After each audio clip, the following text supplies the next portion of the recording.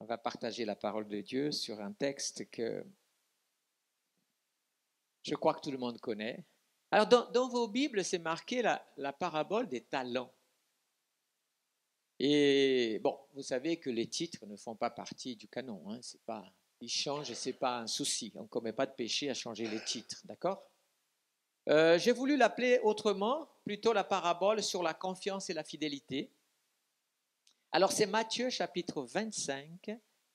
On va lire pas toute l'histoire, juste jusqu'au verset 23. Alors, il est dit qu'il en sera comme d'un homme qui, en partant pour un voyage, appela ses serviteurs et leur confia ses biens. Il donna 5 talents à l'un, 2 à l'autre, et un au troisième, à chacun selon sa capacité, et il partit en voyage. Aussitôt, celui qui avait reçu les 5 talents s'en alla, les fit valoir et en gagna 5 autres. De même, celui qui avait reçu les 2 talents en gagna 2 autres. Celui qui n'en avait reçu qu'un alla faire un trou dans la terre et cacha l'argent de son maître. Longtemps après, le maître de ses serviteurs revint et leur fit rendre compte. Celui qui avait reçu les 5 talents s'approcha en apportant 5 autres talents et dit « Seigneur, tu m'avais confié 5 talents, voici 5 autres que j'ai gagnés. » Alléluia! Ok. Son maître lui dit « Bien, bon et fidèle serviteur, tu as été fidèle en peu de choses, je t'établirai sur beaucoup, entre dans la joie de ton maître. » Celui qui avait reçu les 2 talents s'approcha aussi et dit « Seigneur, tu m'avais confié 2 talents, en voici 2 autres que j'ai gagnés. » Amen. Quand quelqu'un fait quelque chose de bien, il faut donner gloire à Dieu, non? Son maître lui dit, regardez comme le maître est content, « Bien, bon et fidèle serviteur, tu as été fidèle en peu de choses, je t'établirai sur beaucoup, entre dans la joie de ton maître. » La lecture s'arrête là. Je vais vous dire tout de suite, le troisième ne m'intéresse pas, ce matin en tout cas. Je sais que très souvent, on a prêché sur cette parabole et on est resté sur les talents et on a transformé ces talents en vertus, en qualités particulières que nous avons reçues de la part de Dieu et qu'il faut travailler pour le Seigneur, tout ça. C'est une façon effectivement de prendre cette parabole, de la prêcher et quelque part de faire une application spirituelle très particulière. Personnellement, j'en ai fait aussi bien des fois. Mais ce matin, je veux être attiré plutôt par ce que vraiment le texte veut dire. Et 2 choses que je voudrais souligner pour commencer, c'est que c'est un homme qui va partir en voyage. Jésus a raconté beaucoup de paraboles où un homme, un chef de famille, ou peut-être même quelqu'un qui a un sang royal et qui va être investi de royauté, va partir et laisse une mission. Il laisse des choses à des serviteurs. Alors, il donne 5 talents, il donne 2 talents, il donne 1 talent, et ne jugeons pas déjà comme ça en disant « mais pourquoi il a fait ça ?» Parce que la Bible dit « à chacun selon sa capacité ». Alors, c'est vrai que l'esprit dans le monde, et parfois même dans nos prédications, ne confondons pas les choses. Nous sommes tous égaux devant Dieu, aucun souci, mais pourtant, quand on regarde, on n'a pas l'impression toujours que c'est totalement vrai. Ça dépend dans quel contexte on veut appliquer cela. Les hommes ne sont pas tous égaux, même si toute chose dit égaux en ceci, en droit, mais la réalité, c'est que ce n'est pas tout à fait vrai. Nous ne sommes pas égaux, nous qui habitons en Europe et ceux qui habitent dans d'autres régions où il fait moins bon vivre financièrement et d'autres, c'est déjà une inégalité. Donc, les inégalités existent, c'est une réalité de la vie. Au niveau du royaume des cieux, ce n'est pas une affaire d'égalité de valeur. Jésus, on est d'accord que Jésus est mort pour tous et nous sommes tous sauvés par le sacrifice de Jésus. Amen, c'est ça ou pas? Voilà, devant le Père, il nous aime d'un amour qui est pareil. Il n'y a aucun souci, le sacrifice est pareil. Après, nous ne sommes pas pareils. C'est nous qui ne sommes pas pareils et nous avons des qualités. Il y a des personnes qui ont plus de qualités que d'autres, pas parce qu'ils sont nés avec ces qualités, mais parce qu'ils ont développé, parce qu'ils ont investi en eux-mêmes pour avoir plus de qualités. Je prends un exemple, moi j'aime bien voir les gens jouer de la musique, guitare, piano, je trouve ça magnifique. Et cette qualité-là, je ne l'ai pas. Et pourtant, ça dépend un peu de moi, mais je n'ai pas encore investi assez pour apprendre. Voilà, donc en musique, nous ne sommes pas égaux, moi et ma fille. Là, elle est supérieure, elle me bat de plat de couture même, je dirais, là-dessus. Si je prends le piano, elle pleure. Si elle prend le piano, je ris. Vous voyez, la différence, elle est là. La deuxième chose qui m'intéresse, c'est une fois qu'il a donné les talents, il y a ce aussitôt. Aussitôt me plaît beaucoup. Alors, j'aimerais souligner un verset dans la Bible qui parle du aussitôt. C'est Ecclésiaste chapitre 9, verset 10. On va l'afficher. Il est dit, tout ce que ta main trouve à faire avec ta force, fais-le. Pour quelle raison? Car il n'y a ni activité, ni raison, ni science, ni sagesse dans le séjour des morts où tu vas. La question de ne perds pas de temps.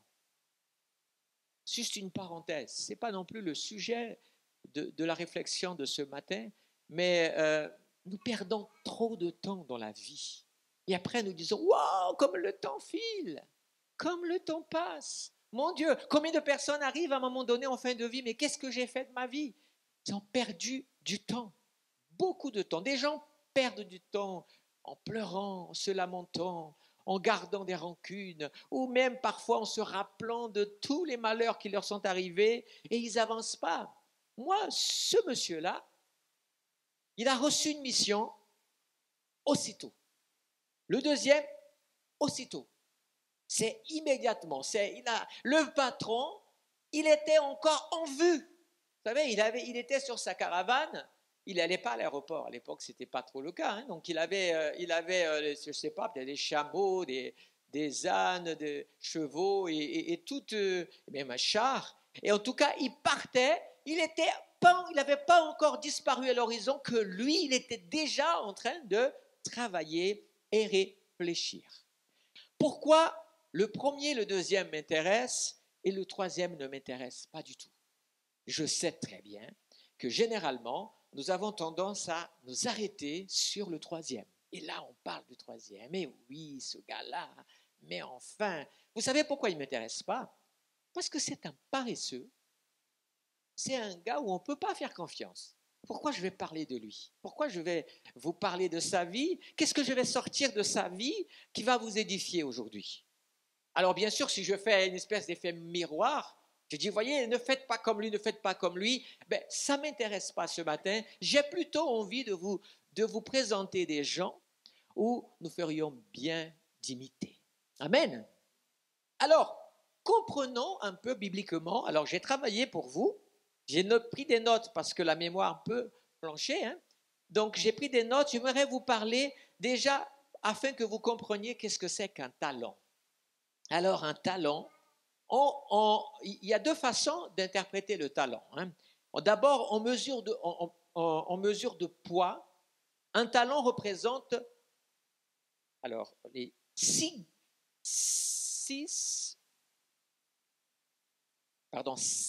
60 mines. En fait, ça ne vous fait pas avancer toujours. Hein. Talent, mine. En fait, une mine représente quelque chose comme 570 grammes d'argent, s'il s'agit d'argent. Ça peut être en or. Okay?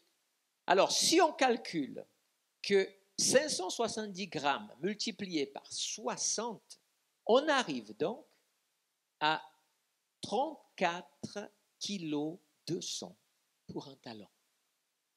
Là, ça change un peu la donne. Hein? 34 kilos pour un talent. Sauf que lui, il a reçu 5 talents. Alors, le calcul est fait, 171 kilos d'argent a été confié au premier. Si c'est talent d'or, Alors, je vais vous ouvrir une parenthèse ici. Les experts ne tombent pas toujours d'accord sur la question des nombres parce qu'il y avait le talent du temple, le talent séculier, le talent en argent valait donc ce que je viens de vous dire, le talent d'or, dans un certain consensus des spécialistes, vaut le double. Alors, je vais rester dans cette idée-là. Et en or, si c'était 5 talents d'or, ça veut dire qu'il lui a confié 342 kilos d'or. Énorme. Mais comme on n'a pas de consensus, on va oublier le poids, ça ne nous intéresse pas. J'ai une autre façon de vous faire encore comprendre à quel point cet homme a reçu. On va le faire en mesure de monnaie, ou en monnaie plutôt. Un talent en monnaie, c'est 6000 drachmes. La drachme était la monnaie grecque, hein, ou le denier qui était romain. Donc, on connaît tous cela. Une drachme ou un denier équivaut à un jour de travail. Je trouve ça, je n'ai pas pris tous les passages, mais vous connaissez un peu tout ça, un jour de travail. Alors, nous sommes donc avec 6000 drachmes équivaut à 6000 journées de travail payées. Combien de talents il en avait? 5. Si je multiplie donc, regardez, écoutez bien, si je multiplie les 5 talents par les 6000 drachmes, j'arrive à 30 000. Il lui a donné 30 000 drachmes. Vous savez à quoi ça correspond? L'équivalent à 100 ans de travail payé d'avance. C'est énorme. C'est pour ça qu'il m'intéresse, lui. Le deuxième, on va rester sur le premier. Hein. On sait que l'autre a reçu 2, vous faites le calcul après pour 2 ou pour 1. Pour 1, vous savez, c'est équivalent à 20 ans de travail. Hein. Alors, il a reçu pour 100 ans de travail payé. Je parle bien sûr d'un salaire d'un ouvrier agricole à l'époque de Jésus. Je ne sais pas si on peut imaginer ce que ça représente. Cet homme, il a reçu ça. Son patron a dit, écoute, je vais te donner cette somme. Alors, déjà, sachez qu'aujourd'hui, on peut faire peut-être une carte de paiement avec ce montant-là. C'est facile à transporter. Mais à l'époque, on va oublier l'or, hein, 342 en or. Je pense que c'est vraiment des pièces qu'il a données. 30 000 drachmes lui a été mis. Je vous assure que ce n'est pas dans un portefeuille, même dans un sac cabas que vous l'avez. Il a fallu vraiment une grosse quantité. Déjà, cet homme avait 2 problèmes. Déjà, sécuriser ce qu'il avait reçu. C'est terrible. À partir du moment où il a, si jamais la nouvelle circule, vous savez, le serviteur Intel, il a 30 000 drachmes. Tous les voleurs du coin, ça intéresserait. Donc, il lui fallait déjà sécuriser cette somme, cette quantité-là, pour pouvoir se dire, bon, il faut déjà que je sécurise, mais en plus, que je rentabilise. Mais vous savez, cet homme, s'il n'était pas fidèle, et je veux louer sa fidélité, avec cet argent-là, vous savez ce qu'il aurait pu faire?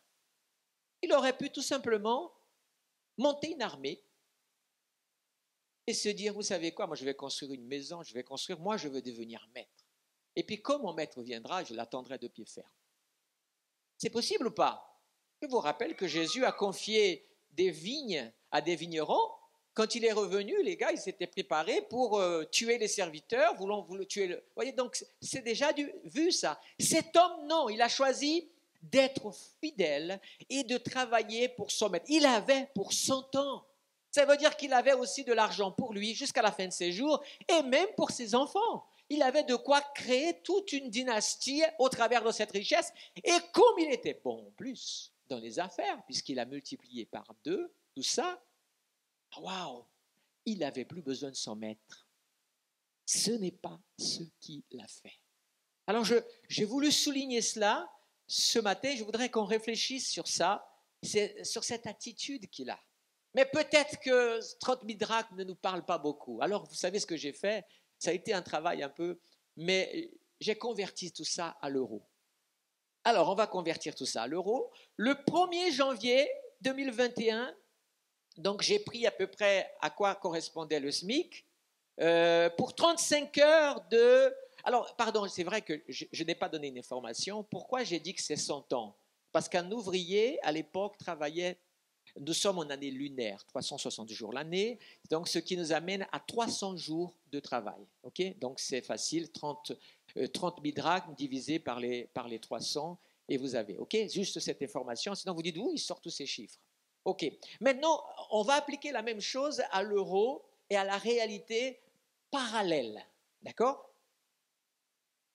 L'euro, voilà ce que ça correspondait. Pour 35 heures de travail, une personne travaille normalement en 35 heures, 151 heures et 67 minutes mensuelles, ce qui représente en brut, alors j'ai fait exprès de mettre brut et net et vous allez comprendre, en brut, annuel, la personne gagne 18 655 euros et en net 14 772 euros. Multiplié par les 100 ans, il a donc reçu en brut 1 864 500 euros et en net 1 477 200 euros.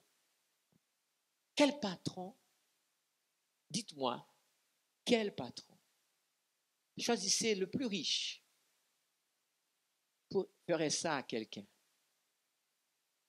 Vous connaissez? Si vous connaissez un patron sur terre qui ferait ça,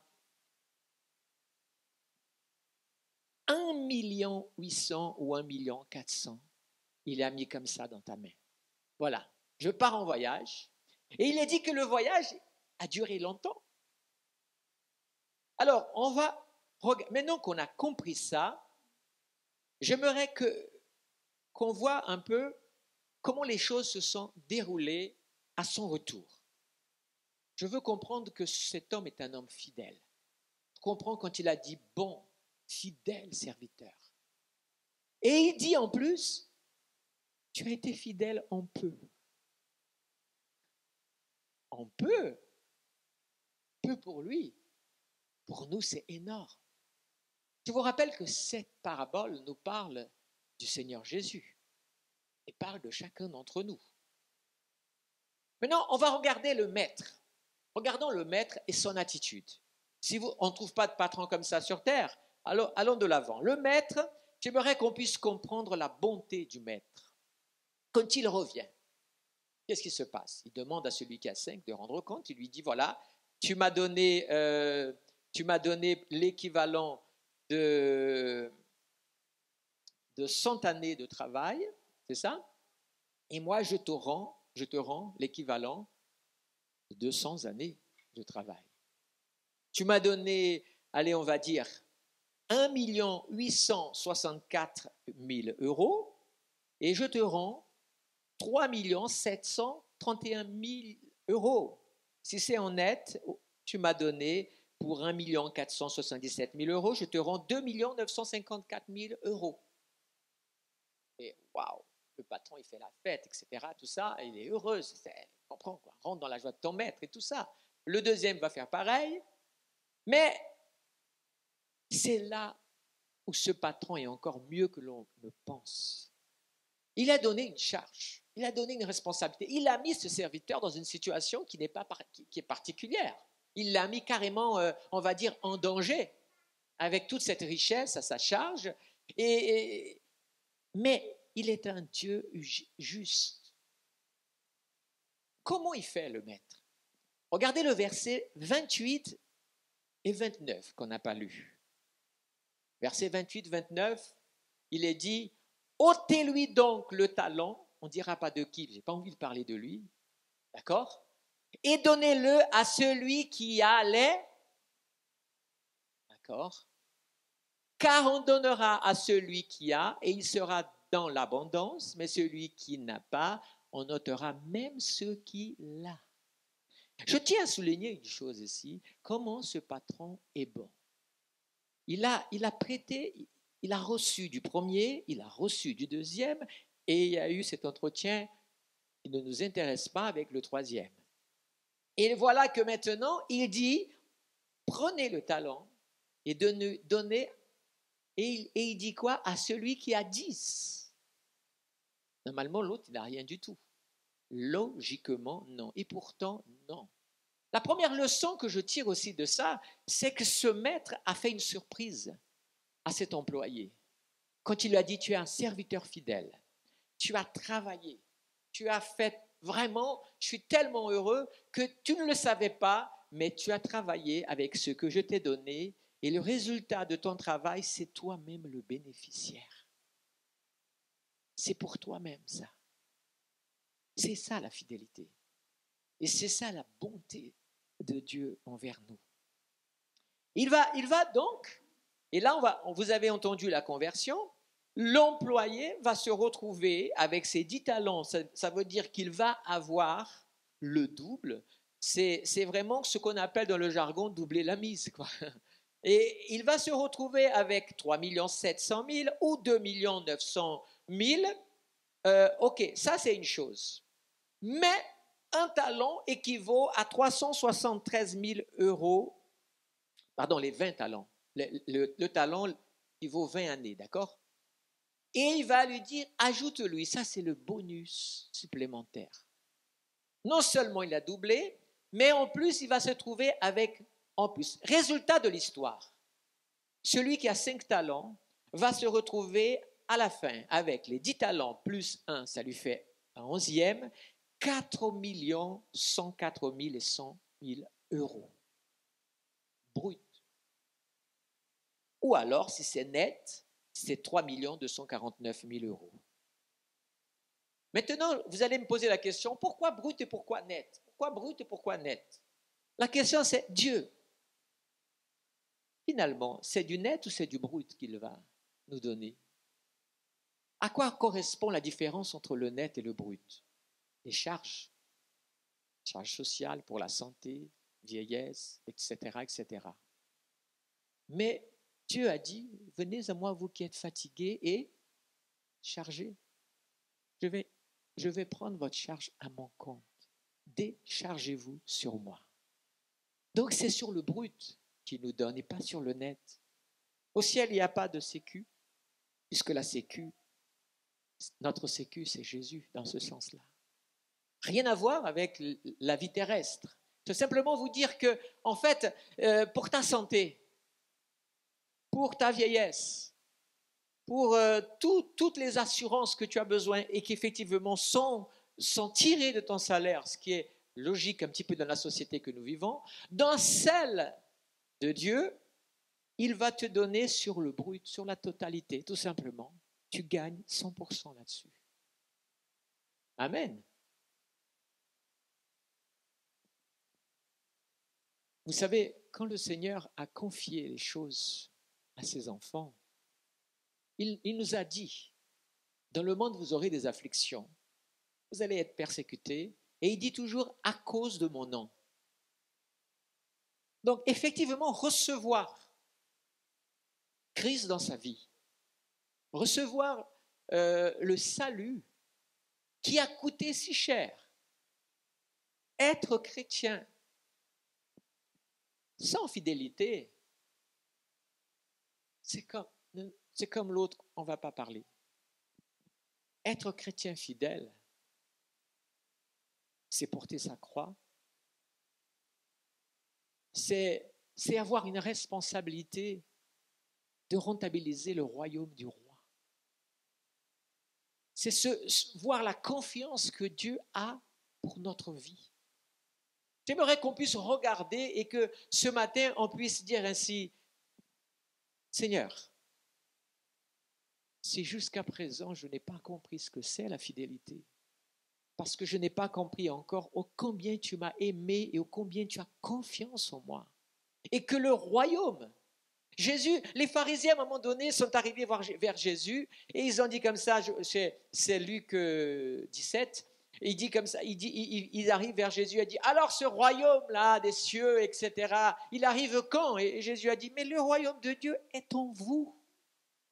Amen. Nous avons la richesse de Dieu en nous. Il nous a confié une charge de grâce, de confiance, que nous n'avons pas toujours conscience de ça. Nous passons notre temps parfois à perdre du temps justement dans des choses et nous oublions très souvent combien il nous a confié. Vous savez, le Seigneur, quand il est parti, il avait fini sa mission. Mais son royaume commençait à peine. Et c'est à son Église qu'il a confié. C'est à ses enfants. Alors, Marc 10, 28 à 30, j'aimerais souligner ce passage parce qu'à un moment donné, Pierre est venu et lui dit ainsi. Voilà ce que Pierre va dire à Jésus. Voici que nous avons tout quitté et que nous t'avons suivi. Alors voici la réponse de Jésus. Jésus répondit, en vérité, je vous le dis, il n'est personne qui ait quitté à cause de moi et de l'Évangile, maison, frères, sœurs, mère, père, enfants ou terre, et qui ne reçoivent, dites-le moi, 100 fois plus. Présentement, dans ce temps-ci, ok, des maisons, des frères, des sœurs, des mères, des enfants et des terres. Mais il ajoute ça. Oh, pourquoi il a ajouté ça, quoi? Avec des persécutions.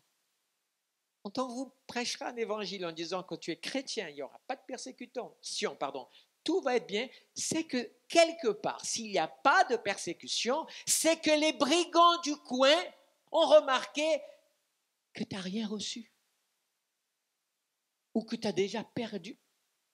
Mais si tu portes en toi le trésor de Dieu, si tu portes en toi les richesses du ciel, si tu portes en toi la responsabilité de Dieu, dans ta vie, l'onction de Dieu, en fait, tout ce que le royaume de Dieu a été mis à disposition des enfants de Dieu, alors tous les brigands et le chef des brigands lui-même se chargera de venir te voler, te persécuter, enlever. Et c'est toi, tu passes ton temps à te cacher, à te lamenter, à le mettre mais ceci, à le mettre il est cela. Tu passes ton temps à pleurer à cause de pas de chance que tu as eu et que les années passent et que tu ne fais rien. Quel serviteur es-tu? Regarde, Dieu t'a donné une occasion extraordinaire. Au-delà du prix de sa mort, pour toi, pour moi, il t'a en plus donné de quoi enrichir les autres, de quoi transmettre aux autres, et la grâce de Dieu. Alors ce matin, je vais pas aller plus loin, on va s'arrêter là, on a vu assez de chiffres pour aujourd'hui, mais j'aimerais simplement qu'on s'arrête un instant T pour réfléchir à ce que tu as reçu. Es-tu conscient de ce que tu as reçu de Dieu? Es-tu conscient de ce qu'il a déposé comme confiance en toi? Et de tout ce qu'il a déposé?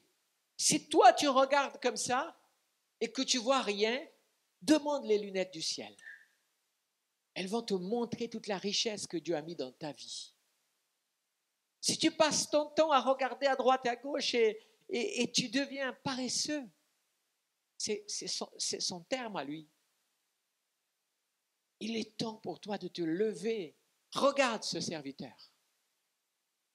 Regarde ce serviteur. Fidèle. Avec une pression énorme. Avec une charge énorme. Mais plutôt de regarder sur cet angle. Et si on disait avec une richesse énorme. Avec un privilège énorme. Avec une confiance énorme. Mon patron me fait confiance. Waouh, j'aurais jamais imaginé qu'il allait me confier autant de sa richesse, autant de parts de sa richesse entre mes mains et partir comme ça. J'aurais pu faire tout et n'importe quoi, mais il a eu confiance en moi et je vais honorer cette confiance. Choisis d'être dans ta vie, dans ta foi, ce serviteur-là. Si le diable t'a trompé jusqu'à présent, il est temps de dire non. Peut-être pour certains, il se dit, je me suis fait voler plein d'héritages de la part de Dieu, Mais maintenant, je vais prendre l'épée de l'esprit, je vais prendre le bouclier, le casque, et je vais à l'assaut, je vais récupérer les richesses de mon maître, je vais retrouver ce qui m'a été volé, mais je veux rentabiliser, car ça fait longtemps qu'il est parti. Amen. Ça fait longtemps qu'il est parti, oui ou non? Il serait temps qu'il revienne, non? Il serait temps qu'il revienne. Peut-être même est-il à la porte. Il a dit, quand vous verrez des choses à droite et à gauche, levez la tête. Lève ta tête. Là, on va la baisser peut-être pour réfléchir un moment avec Dieu. Vous voulez bien? Je vous laisse un instant. Pensez à cela. Pensez à cette richesse que Dieu vous a mis entre vos mains. Il vous a donné au-delà de ce que vous ne pensez, mais lui croit que vous êtes capable, puisqu'il a donné à chacun selon sa capacité. Si on te dit que tu n'es pas capable, si tu t'es raté dans les premières affaires du royaume de ton maître, si tu t'es trompé sur les choses, c'est le maître qui s'est trompé, pas du tout. Non, le maître il continue à croire en toi. Mais il est temps pour toi aujourd'hui de prendre en main ta vie, de prendre en main tes choix spirituels, tes choix pour le Seigneur et de se dire « Waouh, il est temps pour moi de rattraper le temps perdu. Aussitôt que cette prédication sera terminée, aussitôt que je sortirai d'ici, je vais commencer à rentabiliser le royaume du Père. »